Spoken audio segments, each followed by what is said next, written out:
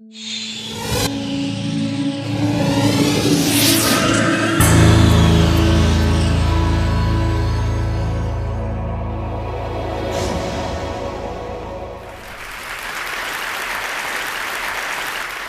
I wanted to start with the question, when was the last time you were called childish?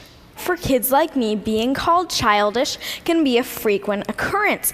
Every time we make irrational demands, exhibit irresponsible behavior, or display any other signs of being normal American citizens, we are called childish.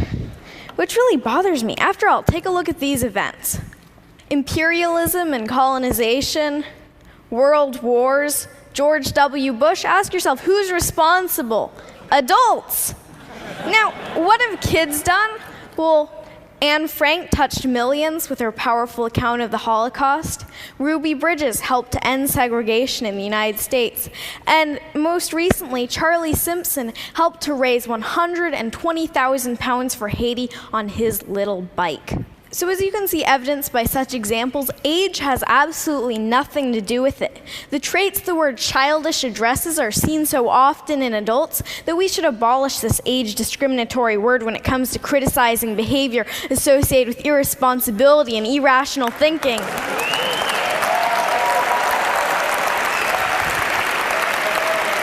Thank you. Then again, who's to say that certain types of irrational thinking aren't exactly what the world needs? Maybe you've had grand plans before, but stopped yourself thinking, that's impossible, or that costs too much, or that won't benefit me. For better or worse, sweet kids aren't hampered as much when it comes to thinking about reasons why not to do things. Kids can be full of inspiring aspirations and hopeful thinking, like my wish that no one went hungry or that everything were free, kind of utopia. How many of you still dream like that and believe in the possibilities? Sometimes a knowledge of history and the past failures of utopian ideals can be a burden, because you know that if everything were free, then the food stocks would become depleted and scarce and lead to chaos. On the other hand, we kids still dream about perfection. And that's a good thing, because in order to make anything a reality, you have to dream about it first. In many ways, our audacity to imagine helps push the boundaries of possibility. For instance, the Museum of Glass in Tacoma, Washington, my home state, Yoo-hoo, Washington,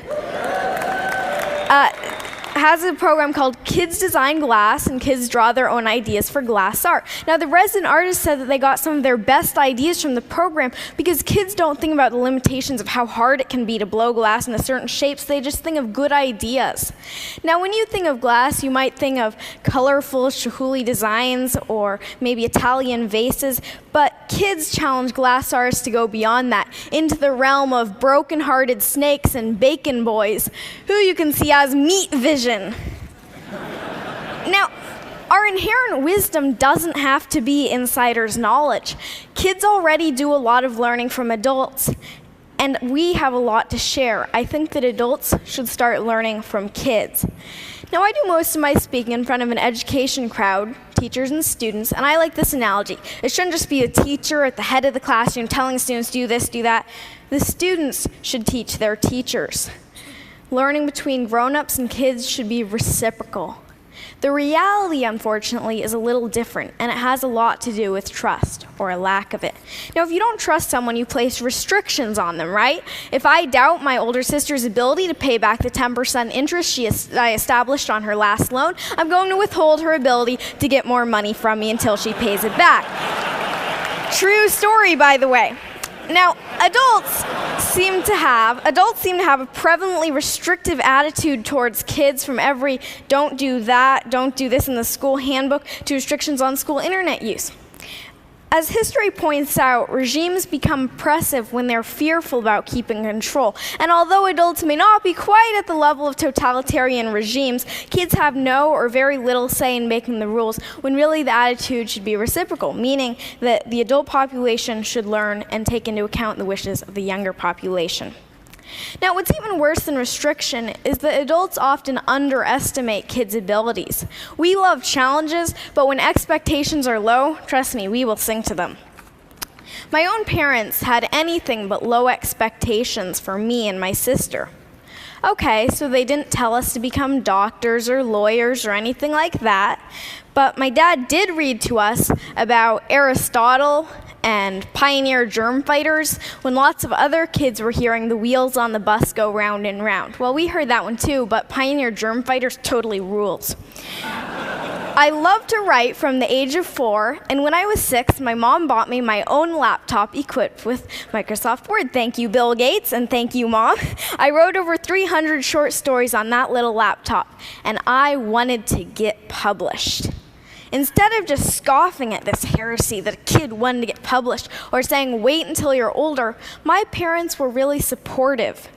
Many publishers were not quite so encouraging. One large children's publisher ironically saying that they didn't work with children. Might want a children's publisher not working with children. I don't know, you're kind of alienating large client there. Now, one publisher, Action Publishing, was willing to take that leap and trust me and to listen to what I had to say. They published my first book, Flying Fingers, you see it here, and from there on, it's gone to speaking at hundreds of schools, keynoting to thousands of educators, and finally today, speaking to you. I appreciate your attention today because to show that you truly care, you listen. But there's a problem with this rosy picture of kids being so much better than adults. Kids grow up and become adults just like you. Or just like you? Really? The goal is not to turn kids into your kind of adult, but rather better adults than you have been, which may be a little challenging considering your guys' credentials. But the way progress happens is because new generations and new eras grow and develop and become better than the previous ones. It's the reason we're not in the dark ages anymore. No matter your position or place in life, it is imperative to create opportunities for children so that we can grow up to blow you away. Adults and fellow Tedsters, you need to listen and learn from kids, entrust us, and expect more from us. You must lend an ear today because we are the leaders of tomorrow, which means we're going to be taking care of you in your old and senile. No, just kidding. Actually, no, really, we are going to be the next generation, the one who will bring this world forward. And in case you don't think that this really has meaning for you, remember that cloning is possible, and that involves going through childhood again, in which case you will want to be heard just like my generation. Now, the world needs opportunities for new leaders and new ideas. Kids need opportunities to lead and succeed. Are you ready to make the match? Because the world's problems shouldn't be the human family's heirloom. Thank you. Thank you. Thank you.